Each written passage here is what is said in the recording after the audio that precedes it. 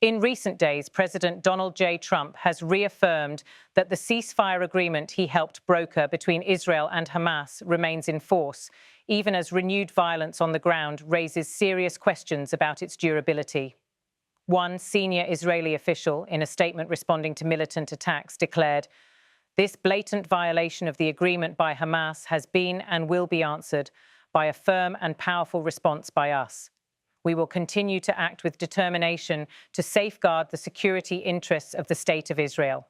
According to Gaza health officials and local reporting, dozens of Palestinians, including children, were killed yesterday after Israel carried out airstrikes across the Gaza Strip.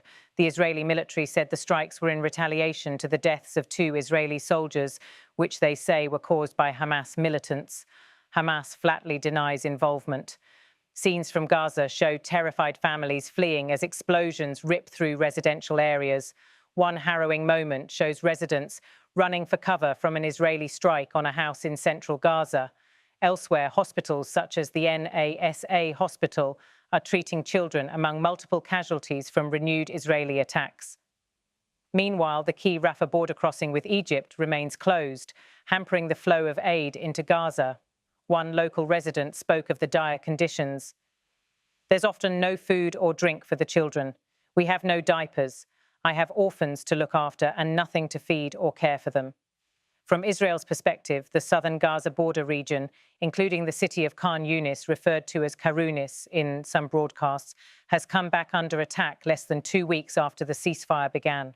Construction crews in Khan Yunis are now searching for hostages believed to be buried under rubble from destroyed buildings. 18 families are still waiting to bring their loved ones home for a proper burial, to say goodbye and to find peace. We will not rest until every family has that final moment and the chance to begin healing. In a press interaction aboard Air Force One, President Trump said, "We want to make sure that it's going to be very peaceful with Hamas. They've been quite rambunctious. They've been doing some shooting, and we think maybe the leadership isn't involved in that. It's going to be handled toughly but properly." When asked if the ceasefire remains in place, he responded simply, "Yeah, it is."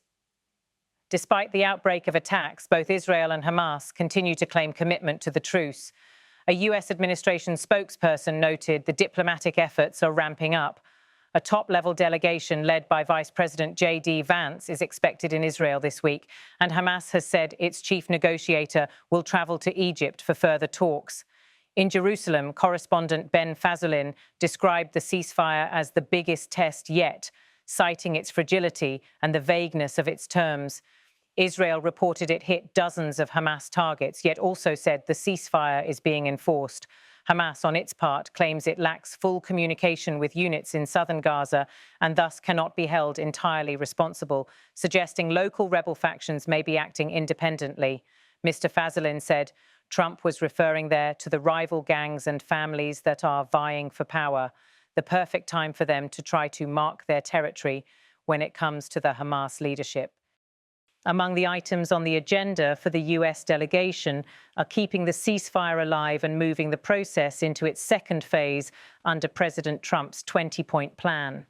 Issues up for debate include the nature of an international peacekeeping force, transitional governance of Gaza, and the role of Palestinian security personnel trained to maintain local order. Aid into Gaza is being slowly resumed. A trickle of trucks has entered from alternate crossings, while the main Rafah crossing remained blocked. Locals say the delay is worsening critical shortages of food, water, and basic supplies. One correspondent notes, problems, though, with far-right groups at the KM Shalom crossing. The main crossing that's said to be opening today, Rafah border crossing, hundreds of trucks lined up in Egypt waiting to get through at a time that is just essential, vital for the Palestinian people. With the ceasefire conditions under strain, the next phase of diplomacy grows ever more urgent. President Trump's team views this as a key window to lock in a lasting peace arrangement, including full hostage returns, disarmament of militant forces, and transition toward governance led by Palestinians under international supervision. For now, though, the truce remains on a knife edge. One misstep or any major escalation could unravel the accord. For the families in Khan Yunis and for civilians in Gaza's camps and streets, The hope is that the distraction of war gives way to the promise of peace. As one relative said, "We will not rest until every family has that final moment and the chance to begin healing."